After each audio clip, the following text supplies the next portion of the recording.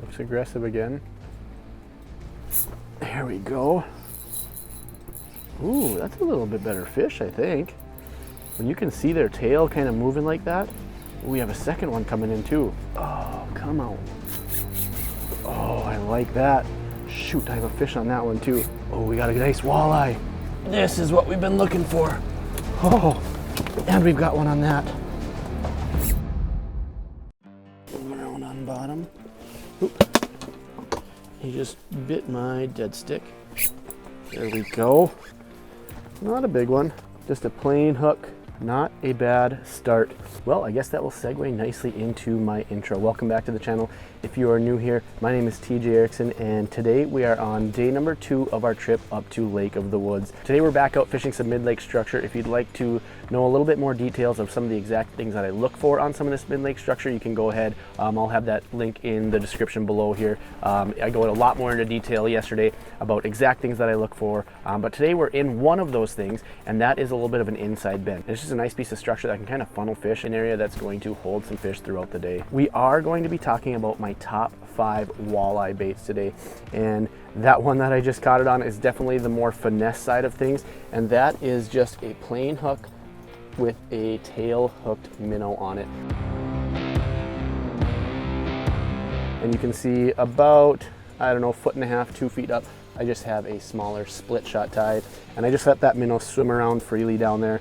And that is definitely, like I said, one of the more finesse presentations. So that is one of my favorite presentations, especially when things are tough or when I need a good dead stick approach. Whoa, sorry, I just caught one. I better let you go. I was just talking to my dad. Oh, and there's another one. Oh shoot, that is presentation number 2. And that is a spoon. There are a lot of different kinds of spoons. Some of my favorites are Leech Flutter spoon. Actually, I've started using the Dinner Bell by Frostbite. That one's been good too. Little bit better fish. You have, your buckshot spoons, your tingler spoons, your tumbler spoons. There's so many different types of spoons, and it all kind of boils down to how heavy of a bait you're looking for, to how quickly you want to get up and down. If I'm looking for a heavier bait, I will use more of like a buckshot spoon so I can get it up and down quicker. This is kind of a good medium ground. That is the Leech Flutter spoon. Some of those float down and have such good action, so if you're looking for something a little bit more like that has some good action, these flutter spoons or the tumbler spoons, those are also very good. And actually, kind of a good combination, a good one too. Got something going on. And actually kind of a good combination is Frostbite actually came out with a, there we go, another one. And we'll move on to presentation number 3 here pretty quick, I guess. So this one is on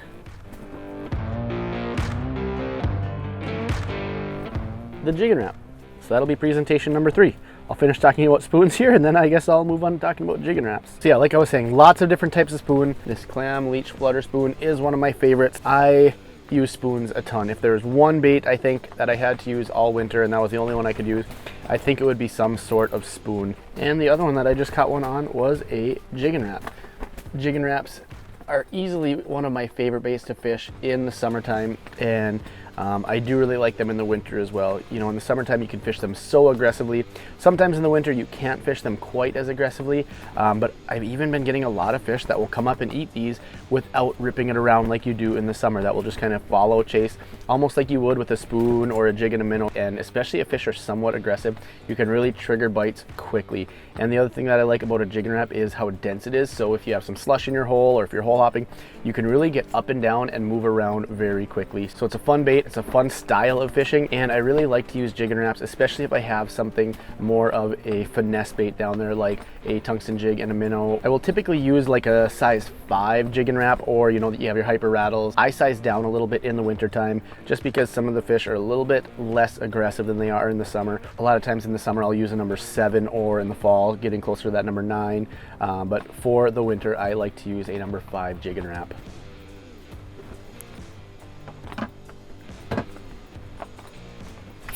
There we go. That's a little better fish. And that is one of the things that I like about these artificials is sometimes you can get a little better quality fish on these. Oh yeah, this one's a little better. Oh, that's what we like to see. There we go. That one was on that rattle bait, just chomp. That one is the Tantrum by Frostbite, and that is, I think, the biggest fish of the trip so far. Sweet. And like I was saying, that is what I love about those artificials, is they sometimes will produce some of the bigger fish. So I'll give you one more closer look here at that one. That is the Tantrum by Frostbite. Just a nice little rattle bait. It's got some really good noise and actually has some really good action, even if you're just kind of tapping it back and forth. Has almost a little bit of a rocker action. The other thing that I like about rattle baits on Lake of the Woods is, you know, the water is so much murkier than in a lot of other areas. So sometimes having a little bit of that rattle, a little bit of that vibration and that noise just can help pull some fish in from a little bit farther as well. So there we go. That is bait number 4. So far, we've done a plain hook with a split shot. We've done a spoon. We've done a jig and wrap, and we've done a rattle bait. The other thing that I like about fishing these rattle baits is it's a fun bait to use right away. Ooh, another one coming in. Oh, he came up and darted for it. Hit it, but didn't take it. See if he comes back. Sometimes they like it on that drop too. Another decent looking fish, I think. Drop it all the way down into the dirt. See if that'll trigger him. Yep, there he is. That did. Kind of like with those jig and wraps. Sometimes all it takes is dropping it down onto the bottom. It's tough because you can't always see it on your electronics, but they sometimes, oh, come on. Oh, off on the bottom of the hole. Shoot. That was another quality one too. Probably in that high teens, maybe low 20s. But you can see how that one, it wanted to chase, it bit right away. But then it wanted it kind of sitting in bottom, almost like it was an injured bait fish. When it bit it, it injured it, and then it kind of fell to the ground. So that's a great tactic to use, that you can kind of drop it down on bottom, just kind of let it bumping in the mud a little bit. Sometimes pull it up to see if it's still interested in chasing, and then drop it right back down, and sometimes that'll be what triggers them to bite. He's coming up for the tungsten jig. Is this going to be the last one? He bit. He's on there. Sometimes they just grab the tail, so I want to make sure he has it. There we go. And that will be number 5 on the day. This one is a small tungsten jig with a fat head on it. Another decent walleye on that tungsten jig right there. Perfect. Sweet. Quality fish. So that is presentation number 5. Tungsten jig with a fat head hooked right underneath the chin. I don't know how well you can see that. Hooked right underneath the chin, out through the top of the head. Then it sits really nicely down there, still will swim around a little bit. So I really like this one because it can still get up and down fairly quickly with that little tungsten head. But it's not a super big bulky presentation. It can be a very good finesse presentation as well. Especially I love these on this walleye snare rod. So it's a great combination. And I use this a lot as my dead stick. A lot of the tungsten jigs that I use are from Rosemore Outdoor Gear, so I will link them in the description below. So there you have it. Those are my top 5 winter walleye presentations, specifically for Lake of the Woods, but also I use these all the time around Park Rapids and around all over the state of Minnesota. So you have your more finesse baits like your plain hook and your tungsten jig. You're kind of in between bait, which is your spoon, a lot of those different styles of baits. And then you have your little bit more, coming up. Oh geez, that one just came and smoked the rattle bait. You can see it was kind of hanging out, just looking, and then once it got him, that's a sauger. Pretty decent sauger. There we go. Pretty decent little sauger. He is going back. Oh, all over the heater. That one's on me. So like I was saying, you have your spoon, which is kind of that medium in between, can do a lot of different applications. Then you have your much more aggressive baits like you just saw with your rattle bait, and then also jig and wrap style baits, some of those that you rip around a little bit more, although even today they've been a little bit decently effective just letting them sit down there.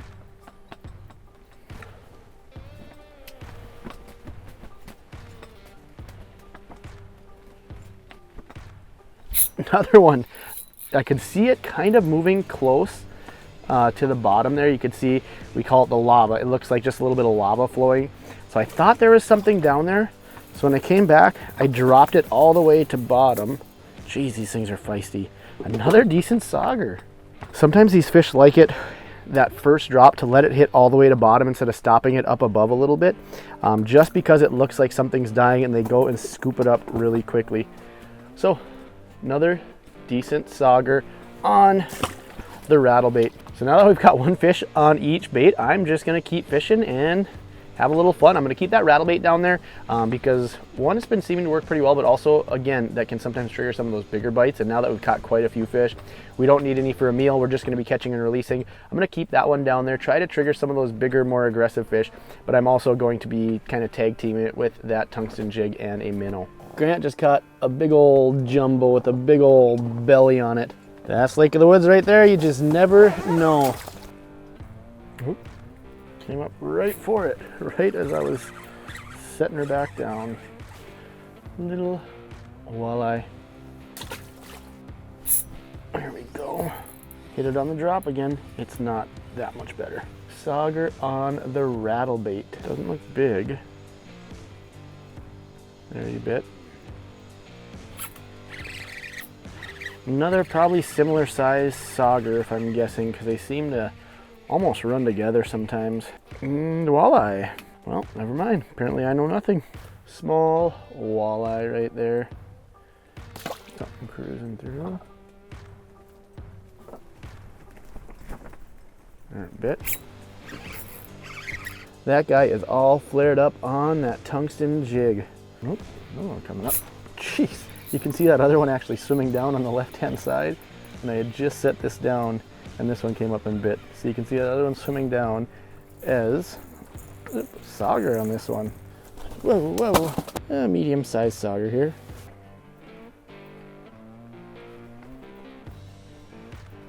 That is not the one that I thought. That one came from the other side, actually. Let's see if I can get him over there to jig onto that one. Double up here again. That's a decent walleye. Oh. I think this one bit here. Oh, pulled it right out of its mouth. Nice healthy little walleye. It's my last live minnow. He's on there. Give him a little bit more. There he is. Another little bit smaller walleye. See if we can coax this other one to bite. He's coming up for it. Oh, come on. You can tell that one's not super big. Oh, especially when they dart off like that. That one's back. There, he stuck him. There, he stuck him again on that rattle bait. Bite. Yep, there he is. To him a little bit longer. There he is. One more quick look. Another smaller fish. We'll get that guy right back down. You might be wondering what I'm doing, but as anybody that lives up in the Northland or someplace that doesn't have great reception knows, if you stick your arm straight out, that increases your reception by about 10-fold.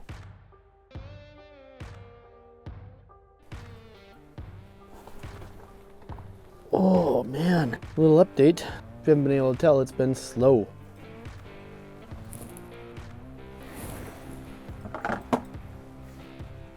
Oh, that one's coming in a little more aggressively. There we go. This guy is all flared out on that Tantrum. Ow! Oh, I got a gill plate in the exact spot I got a gill plate yesterday. There's a little bit of like an indent. There we go. Another, and that smaller to eater size fish. Oh, there's something. Looks aggressive again. There we go. Ooh, that's a little bit better fish, I think. And you can see their tail kind of moving like that. We have a second one coming in too. Either that or it's a burbot. Whoo! I like those runs. Oh, what do we have? Oh, come on. Oh, I like that. What do we have? Oh, makes it so nice to have that nice drag of these Piscifun reels. Shoot, I have a fish on that one too. Oh, we got a nice walleye. We've got a nice walleye, yes. This is what we've been looking for. Oh, and we've got one on that. Oh no. Oh man. Oh jeez. This is absolute chaos right now. This one is much smaller. Oh boy. Sweet. There's the first one. Nothing very big. Give it a drink quick. Oh baby. Look at the belly on that thing. Oh, what a sweet, sweet fish. This one is only 25, but oh my goodness, what a belly on that thing. We're gonna get that one right back down here. Oh, what a belly on that thing. Oh, just gonna hold it there till she gets strength. Oh, and there she goes. That is a day maker right there. There's definitely a lot bigger fish in this lake. We've caught a lot bigger, but oh, what a sweet fish. That's where it's so important to have a good reel like this Piscifun Carbon X 1000, so you can have a super smooth drag for when big fish like that, they start pulling, that drag will start pulling, and it won't pop off. That was awesome. It worked out just like it was supposed to. Not that it almost ever happens like that, but had that rattle bait on, trying to target some bigger fish, and that 25-incher bit on that one. And then I had my dead stick rod over here, and as I was reeling that big one in, that second one bit, but since I had that walleye snare rod on my dead stick, it was able to just kind of swim around with it, didn't even hardly feel it. Just exactly the setup that I had when I was hoping for. And does that always happen? Absolutely not. But it is fun when it works out like it is supposed to. Grant just got a good one. We're gonna go check in with him. Grant just caught a good one here. You bet. Did you measure it? 23. I was gonna say it looked mid to low 20s. Nice fish. We'll get that one back down. Sweet. Well, I think that's going to do it for today. Another fun day. Not quite as many fish as yesterday, but Grant caught a 23, I caught a 25, a few quality fish coming topside, which always makes it that much better. Anytime you can catch even one big fish in a day like that, just makes the whole day worth it. I hope you enjoyed. If you found value in this video, I would love it if you would subscribe, like, share, all that good stuff. It really helps me out a lot. And if you want to see anything specific or have any questions, make sure you drop them in the comments below, and we'll see you next time.